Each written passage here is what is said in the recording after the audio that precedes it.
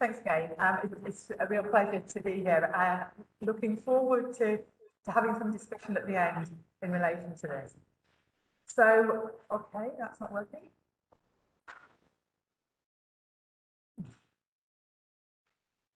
Yeah, it's working now. Okay, so it's rather an ambitious title, and probably I should have been a little bit more nuanced. So, by the end, I will suggest that the triangulation that is being done, including work I do and many others do, is sort of what I'm calling selective qualitative comparisons. And what we are talking about in Bristol and trying to do now is to push much more to a systematic quantitative integration of results together with their bias. But there are many challenges there. So that's a summary of the talk. So what we mean by triangulation of evidence is, instead of either within a study or within a systematic review, taking one sort of study design or analysis, trying intentionally to bring together different approaches, different analytical methods or different data sources, where beforehand you think that there will be key sources of bias across those different results, with the idea that if you then get consistent conclusion across them, you feel more confident that's the correct causal conclusion, because you wouldn't expect unrelated different types of bias to give you the same example, to give you the same conclusion. And this is just not exhaustive. These are some of the studies that we try to bring together, as well as randomized control trials, other instrumental variable analysis, and conventional multivariable analysis, including, as Lorenzo was teaching about yesterday, trial emulation regressions. This was a paper, depending on which version you see, it went out before. It was in the paper journal in December 2016, and then was in the February paper version of the International Journal of Epidemiology. And where we sort of talked about this idea and how it might work, and tried to put together a minimal set of criteria, which was that you have at least two, ideally more, different types of approaches, where from the start you are convinced they have different types of unrelated bias.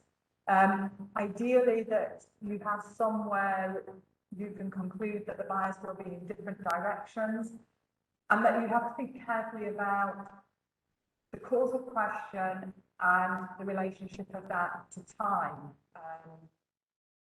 Since then, as Lorenzo was saying, it's become increasingly used, and often just with two methods. If you have a cohort study and you have genetic data, then why not do multivariable regression and Mendelian randomization, for example? Get some consistency there.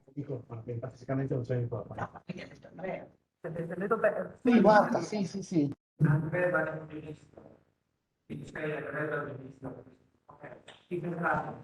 Okay, grazie. So this and the next slide are giving some examples of different approaches and how their assumptions differ. And it's really just to say that, you know, we have these different approaches available to us. It's not that they don't exist. So the first are different forms of multivariable regression, where the key assumptions are confounders are measured well, being adjusted for appropriately, and that includes confounding by prevalent disease or reverse causality. In addition, with all of these, we're assuming that there's a major bias measurement error, and that's true across all of the methods. In different methods, measurement bias would potentially impact on things in different ways. So the negative control design is an extension of those conventional regression approaches, and it simply is something that's often done in laboratory science and wasn't often done in epidemiology until some years ago, where you have the real study where you would have an arrow between the exposure and outcome, where you are testing the hypothesis that the real exposure is causally affecting the real outcome. In the negative control, you try to select either control exposure, where a key assumption is that it's not plausible that that would affect the outcome. Some of the biases and compounding that you're worried about will still relate to that exposure, or it's the other way around, it's the outcome. So again, there's no arrow between the real exposure and the control outcome, because you're trying to pick something where you assume that there is no causal relationship between the two. Cross-context comparison, again, an extension using the same sort of regression type analyses, but here you're looking at two different populations where you expect the compounding structure to differ. And so one example that I was involved with was where we were looking at long-term effects of breastfeeding, and we compared results from a high-income UK cohort with those from a number of low and middle-income country cohorts, where we anticipated and then showed before we took the analysis further that breastfeeding in the high-income countries would be very much related to socioeconomic position. So more educated women, women from more affluent backgrounds were more likely to breastfeed. In the low and middle-income countries, we anticipated either no association or in the other direction, and we're able to show that. So in those two comparisons, if you get similar results, it's unlikely it was due to the compounding by socioeconomic position, because it's so different in the two. And then the last two that I'll talk about is the within SIDship analysis, where here, instead of looking at between unrelated people, you're doing regression within clustered groups of siblings on the basis that your main concern, if you're using this method, is family level compounding, because that tends to be fixed or very similar for siblings, particularly if the siblings are close to each other in age within the family cluster. So the assumption there is that the main compounding or bias you're with is at a family level.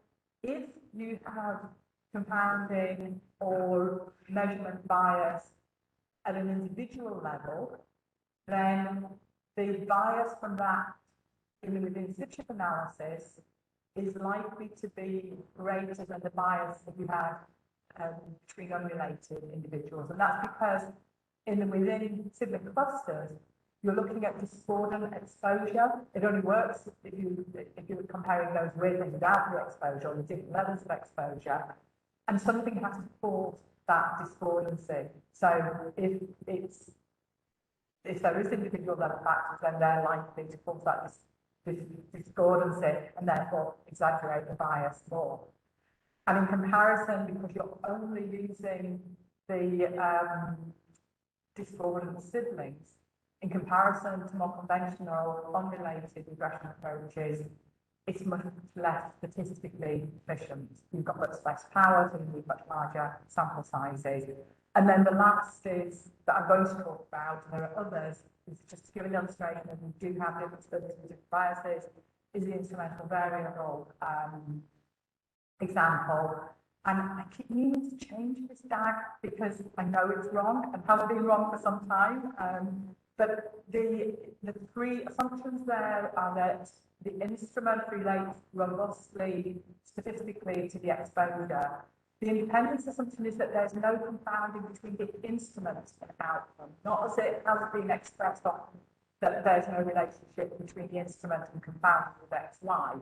In some cases that would be the same, but the actual assumption is no common causes of the instrument and the outcome. And then the last, and the one that certainly in genetic instrumental variables we get most concerned about, is that there's no arrow here between the instrument Z and the outcome, that there shouldn't be any path other than through the exposure we're interested in through to the outcome. So that's very rapid, and if these methods are not all familiar with you, ordinarily a teacher would have at least one session on the method, and for some of them a week's course. But it's really just to highlight that triangulation is possible. So in practice, and this relates to some work that we've been doing in the life cycle collaboration, and taking the work copies that Lorenzo leads, taking different topics and doing tutorials on them. So this is taken from the tutorial we put together in Bristol, and it's just got stalls getting it submitted for a variety of reasons. So the processes, some of these are obvious, but often lacking in papers. So the first is that there should be a specific research question. And some of you may be aware of the debate and discussions they've been in papers around whether genetic instrumental variables, Mendelian randomization, are measuring a lifetime exposure or whether they're not. And for me, it sort of raised the point that we rarely specify the timing of our research question in any of the work we do, and maybe we should. Are we thinking about treatment starting at this time or differences in exposure over the life course or in a particular period?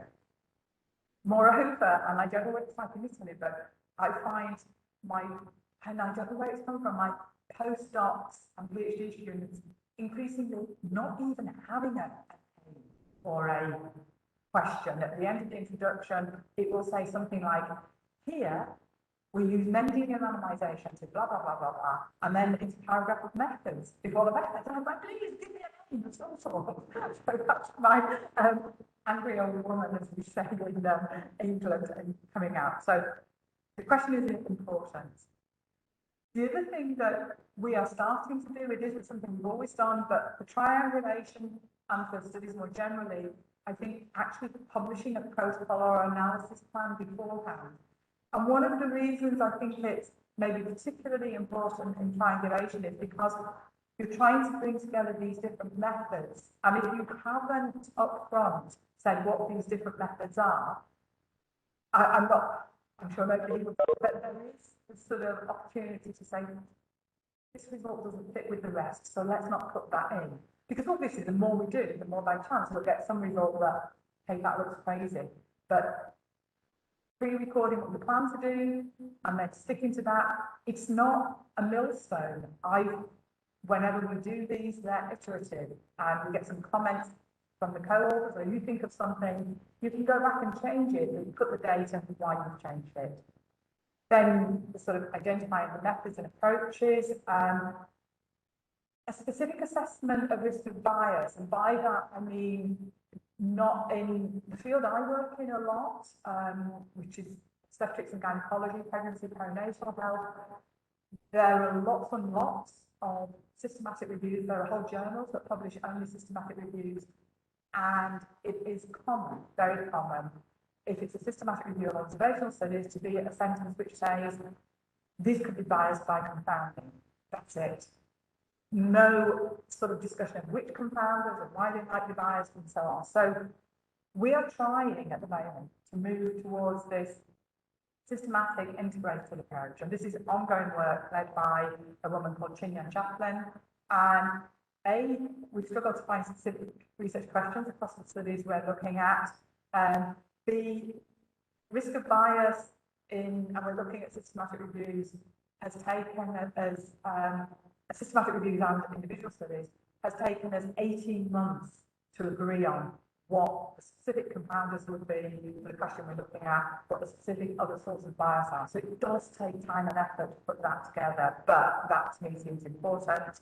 And then there's sort of complete analysis and sensitivity analysis where you can, and so on. So I'm going to try and bring this a bit more alive with some examples. The first example should be noted, this was work done in 2014 by Brian Perrance and colleagues, and they do not mention triangulation at all. In fact, they mainly talk about Mendelian randomization, and at the very end of the results talk about comparing their results with randomized control trial evidence and prospective multivariable regression. The randomized control trial evidence was a really nice systematic review that was actually using randomization as an instrumental variable to assess the magnitude of effect of lowering systolic and diastolic blood pressure on reducing coronary heart disease. So it was a nice example for the paper we wrote in 2016 because we could kind of pretend how we would approach this risk of bias analysis if we had done this before having any of the results. So just to say, the aim here was specified very nicely in terms of time. So it was around testing the hypothesis that early life higher blood pressure then affected the rate of increase of blood pressure with age, which is seen in not all populations, seen in higher income populations, but not all lower and middle income populations, and that was a vicious cycle of the higher blood pressure in early life, causing some arterial damage, causing hardening of the arteries, causing an increase of blood pressure, and then that age-related change would have a cumulative effect on coronary heart disease at the end. So, I should have talked a little bit about the result there, but not too much. The results that are shown here, the top two are both Mendelian randomization studies with slightly different numbers of genetic variants. This one is from the prospective cohort collaboration, which was a collaboration run initially from Oxford, bringing all of cohorts of the UK together, and then was taken over by Cambridge and is called now the Emerging Risk Factor Collaboration. It includes a much more wider group of international cohorts. And then this one at the bottom is the randomized controlled trial instrumental variable analysis that I've just shown you. And if you look first at the top graph, these are all done on the basis of lower blood pressure with chronic heart disease. You can see lower systolic blood pressure for all of them is related to lower blood pressure.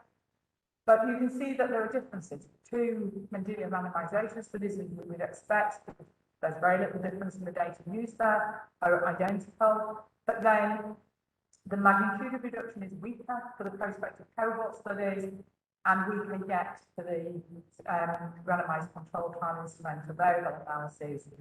And what they argued in this paper was that this reflected the cumulative impact of lower blood pressure on coronary heart disease, which is shown here in this graph, where at the bottom here we have the randomized control trial, which had 5 years of follow-up. The prospective cohort studies is next. And it doesn't matter, the next one along, which had 12, 13 years of follow-up. And then the Mendelian randomization analysis, they treated as a lifetime exposure. So that's sort of average age of the people in the study. So we sort of looked at this and tried to think about the different methods with the same data and how we would approach it. And this was also before some of the sensitivity analysis that we have available to us now for Mendelian randomization had been published and commonly used. So we went back to the raw data for all of these and started to put together the analysis. The Mendelian randomization, we thought we couldn't replicate what they had. And Brian was just very busy. We've had lots of conversations with him. We've never quite got the answer, but we got the same result, or more or less, if we took out one marked outlier that came up when we were doing the sensitivity analysis, and we think he must have done that. So, but more or less, the results were the same. So we were doing this after. If we were doing this before, we would have been concerned about the results probably being exaggerated, but could be in either direction through horizontal pleiotrope. The results we had, which mapped ours with the main, what looked like a pleiotropic SNP removed, suggested from these analyses we presented, there wouldn't be any major bias. The prospective cohort collaboration adjusted solely for that age and gender. So things like body mass index and height, which we know are strongly related to blood pressure and chronic heart disease, socioeconomic position, not adjusted for. So there we were concerned about residual confounding, exaggerating the results. We looked through these in terms of, as far as we could, this duration effect, and one of the things that they had done in this collaboration was use repeat measures to adjust for regression dilution bias, which probably meant the duration that they were analysing and the lack of regression dilution bias in their estimate, maybe there wasn't bias coming from that. And then the systematic review, the use of the instrumental variable in randomized control trials. It's a really nice paper, and for me, it's a nice example of a non-genetic instrumental variable. And they actually, it's the only place I've seen where the pleiotrope is used outside of genetic analysis, and they talk about the fact that their results must be an effect of blood pressure lowering because they get the same estimate when scaled similarly for all of the different types of antihypertension, which work very differently, which is a nice comparison with the way sometimes we used to talk about when we do the randomization. The main thing in terms of Brian's paper was he presented all of this as an effect of lowering systolic blood pressure by 10 millimeters of mercury, whereas the trial instruments are measuring 10 millimeter reduction of systolic blood pressure or 5 millimeters of diastolic blood pressure, because you can't separate those two with antihypertensives. So that bias will tend to exaggerate the effects that were claimed in this paper. So the fact that you see similarity in terms of conclusion is suggesting that those biases don't influence that overall comparison of the direction of effect. If we think about, if we go back here and think that this result from the trials may be an underestimation, so this point would be a little bit lower down here, and this result, sorry, an underestimation, so this point would be a little bit higher, and the prospective cohort study results are exaggerated, so this would be a little bit lower, then that line would tilt to be a little bit flatter than it is. Okay, so second example, this is one where we did put together a prior plan and we did go through the different biases. Am I doing for time? Let's see, half an hour. Yeah. Yeah. Okay, that's fine. So here we were using, this is a life cycle study. So when I come on to talk about selection and more systematic approaches, this is done within the life cycle collaboration. Within that collaboration, people put forward project ideas, and the idea is that any study that fits the inclusion criteria for any one of those projects is in. You kind of don't say, okay, well, I've got the inclusion criteria, but I don't like this question, I'm not going to be in. So in that sense, in my mind, it's selective, but it has less potential problems of publication bias because people don't know what questions people are going to put in, and yet they will be in. For this particular example, for the inclusion, we needed studies to have repeat ultrasound scan measures of fetal growth, and at the time, there were just 2 studies in life cycle. I think there's still only 2 studies in life cycle, but we're actually extending this work to other analyses of prospective fetal growth, actually measured by repeat ultrasound scans, to do a whole load of other projects that are ongoing. So we compared here conventional multivariable regression, a pattern on negative control. So this is looking at the exposure that we were interested in, smoking around the time of pregnancy in the dads rather than the mothers. And we looked at a form of Mendelian randomization. And I'll go through our thoughts initially about biases. So first, in the multivariable regression, one of the things in the life cycle collaboration, it's got a huge number of benefits. One of the downsides, particularly which we weren't doing here when we're doing federated analyses, so the analysis you're doing across studies without having any individual data, is that we've got harmonized data.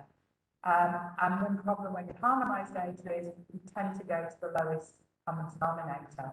So for smoking, we might have something as simple as never, ever, current, as opposed to some of the studies being able to do lifetime pack years of smoking. And if that's a major confounder or key in terms of your exposure, then you get the better analysis from one rather than the other.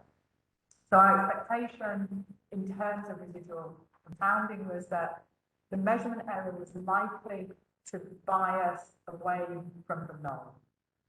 And we looked at that with sensitivity analysis and including here with the maternal negative control. The assumption there is if we have that confounding bias, we would see a similar association with Dowd compared to moms.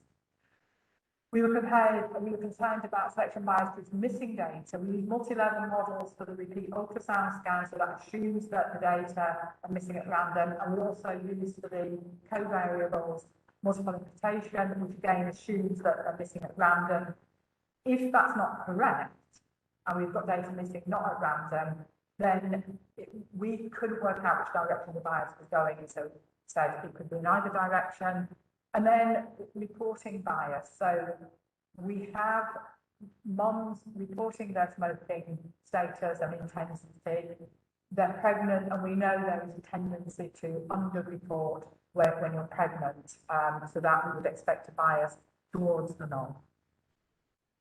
And then this is the DAG for the negative control trial. So we're comparing moms' smoking exposures to the ultrasound fetal growth to dads around the time of pregnancy, where we expect there's no plausible intrauterine reason why dad's smoking should affect fetal growth other than through passive smoking.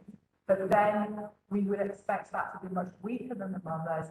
And one way for controlling for that is to usually adjust the associations, which is what we did.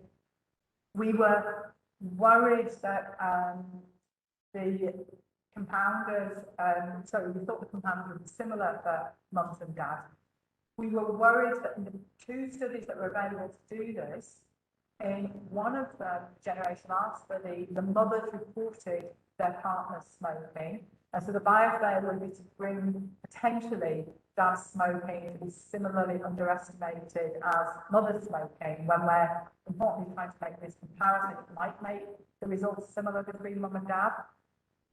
In the Born in Bradford study, we had the fathers only report their smoking, but we only had a 40% response from fathers. And that's very common across both cohorts. You often have far fewer fathers engaged when you do the mothers engaged, because we collect data and recruit the mothers at their antenatal visits.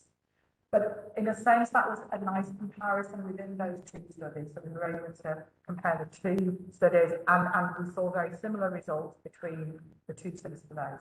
And then the last, we've seen this down already in relation to Mendelian randomization. What we were doing here was something different. The genetic variant that we have for smoking is a variant that predicts smoking intensity. And so it only should affect, if smoking relates to fetal growth, we should only see that in the group who have ever smoked. Because if you've never smoked, this variant can't affect your smoking intensity. So we were doing a gene by environment interaction study comparing the different categories of smoking here. And one of the things that we were aware of is that this variant also related to increased body mass index. So we were aware already that we might see some evidence of pleiotrope by seeing something in the non-smokers that might give us an indication of how much that effect on body mass index may or may not be influenced in the results. Okay, so these results, these first results are the adjusted and unadjusted multivariable regression, starting with head circumference, femur length, abdominal circumference, estimated fetal weight. So as you go across pregnancy, the first box each time is women who quit smoking just before or in early pregnancy. The second box is women who continued to smoke all the way through pregnancy, and both of those compared to never smokers. So what you see across all of these, with a slight difference down here with abdominal circumference, is that those who quit early or just before pregnancy have more or less similar results to those who never smoked. You get some late pregnancy reduction in femur length and some late pregnancy increase in abdominal circumference. That might be a sort of protection of vital organs against skeletal growth from the damaging effect of smoking. Those who continue, you see this marked reduction in growth across all of the parameters of fetal growth. This is the comparison between mothers and fathers, and this is just based on, for the mothers, it's the continuing smoke through pregnancy. For the fathers, it's if they smoked at the time of their partner's pregnancy. And the dark dots, these are adjusted for comparison, are mutually adjusted for each other. The dark dots are the fathers, the open dots are the mothers, and you can see really very little impact in the dads, which fits with this suggesting what we're seeing in the mothers is a causal effect. And then these are the Mendelian randomization interaction analyses. And this is what I was saying before, the more you do, the more things start to look messy. These fit a bit with the patterns, but they're quite imprecise and don't fit completely. But each of these now are the association of the genetic variant with the fetal growth parameters in those who are non-smoking in the first box, those who quit smoking in early pregnancy, those who continue to smoke. And the one that perhaps looks most consistent with the other results is the estimated fetal weight, where we see in the ones who continue to smoke this decline in growth of estimated fetal weight across pregnancy. The dark dots are where we additionally adjust for fetal genotype, and it doesn't really make much difference. In those who quit smoking, it's quite imprecise, possibly some increase towards the end of pregnancy, and same again with those who never smoked, and that might be the body mass index impact. The others are somewhat different, and we talk in the paper about, again, why we think the abdominal circumference, head circumference, and female end might reflect a protection of vital organs as opposed to skeletal growth. Okay, and I'm not going to read this because I'm keen that we have time for discussion. So those are examples of what I would call select, as in it's people who are doing this using data that they know about. So the example I've just given, the lifetime of collaboration that Lorenzo and I and others are involved with.